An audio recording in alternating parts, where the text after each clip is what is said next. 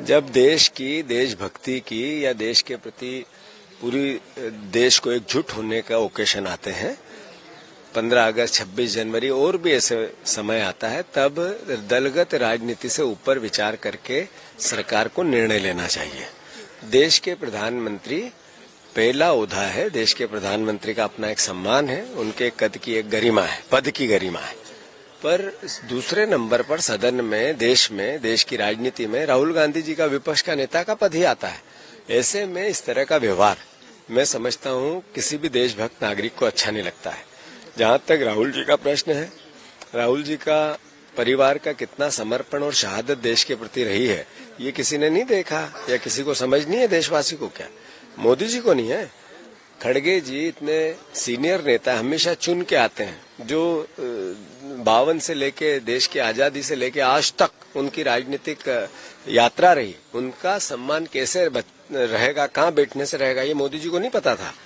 यही दुख का विषय है कि जब ऐसे ओकेशन आते हैं तब भी मोदी जी पर दिमाग में, उनकी सरकार के दिमाग में राजनीति रहती है। मैं समझता हूँ दुख का विषय है। ये तो देश को सवाल उठाना चाहिए। और न सिर्फ हमने ये देखा, न सिर्फ ये देखा कि तीसरे रो में बिठाया गया है, लेकिन हमने ये भी हम सोच रहे थे कि कहाँ है, कहाँ ढूंढे हम। जो दूरदर्शन था और उसमें उसी का लाइव कवरेज और दूसरे चैनल्स भी कर रहे थे, उसमें भी हमने देखा कि फोकस ही नहीं कर रहे थे। फोकस हमें ढूंढने को जब आगे के रो पर, इनके मंत्रियों पर फोकस किया गया, तब हमें मालूम पड़ा कि हमारे दोनों एलओपी, लोकसभा और राज्यसभा की तीसरी रो में पीछे कहीं बैठे हैं। तब उनका थोड़ा सा हमें झलक नजर आई।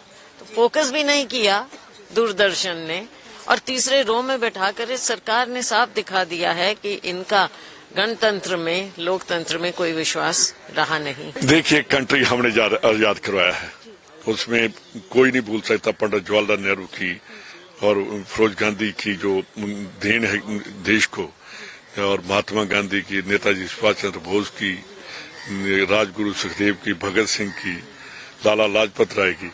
अगर उनके परिवारों को पीछे बैठाएंगे, देश हमारा है, कहीं भी बैठा दें, देश को आजाद हमने करवाया। देखिए, पद्मश्री अवार्ड बहुत ऑनर का अवार्ड है, पर बदकिस्मती है कि बीजेपी थोड़ा सा इसको पॉलिटिसाइज कर रही है।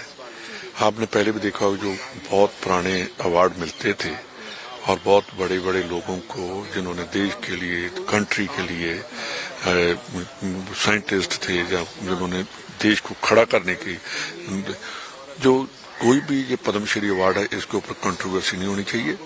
और कोई भी पार्टी की गवर्नमेंट है, वो देश की गवर्नमेंट है, किसी पार्टी की गवर्नमेंट नहीं। उनको पार्टी के ऊपर उठकर ये अवार्ड देने चाहिए। Very sad to be very honest, ये तो बहुत ही गलत हुआ है। ऐसा कभी नहीं हुआ, पहले हमने कभी नहीं देखा कि ऑपोजिशन लीडर और राज्यसभा या लोकसभा को आप थर्ड रो में बैठाओ। उनका रुतबा आफ्टर प्राइम मिनिस्टर रहता है। और मेरे को लगता है जिस प्रकार से रोज लोकसभा में वो करते हैं, राज्यसभा में करते हैं, हमारे लोगों को बेइज्जत करने का काम करते हैं, तो ये वही मानसिकता है कि थर्ड कतार में बैठाने से क्या राहुल जी का और खड़गे साहब का कोई कद छोटा हो जाएगा। इसमें बीजेपी की और सरकार की मानसिकता नजर आई है कि सरकार चाहती क्या है, सरकार के मन में मंशा क्या है।